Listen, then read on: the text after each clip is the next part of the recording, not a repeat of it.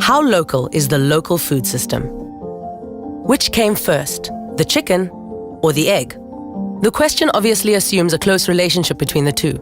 However, things aren't always what they seem, and a food system that seems local may be much more complicated than it first appears. Meet Helen, a shopkeeper on the outskirts of Kisumu, Kenya. In her shop, a tray of eggs sits on top of a cage of live chickens.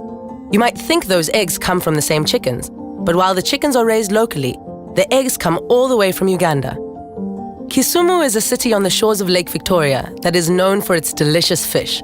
One would think that the fish sold in the local markets is pulled from these waters, but researchers from our project were shocked to discover that the fish actually come from other towns on the lake and from as far away as China.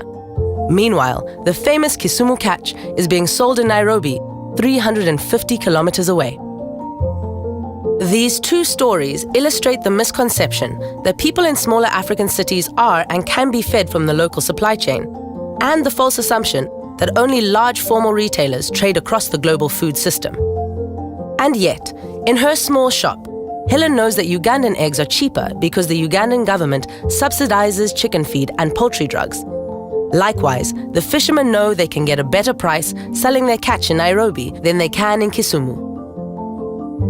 Our work in the Consuming Urban Poverty Project suggests that a diversity of sources creates a more resilient food system. If policymakers really want to strengthen local food systems, they need to tap into the knowledge of local experts like Helen and the fishermen, who grapple with the larger political and economic drivers at a local scale. Local food systems can only be enhanced if seen as part of a much wider dynamic global food system. Policymakers should plan using local wisdom of where food comes from.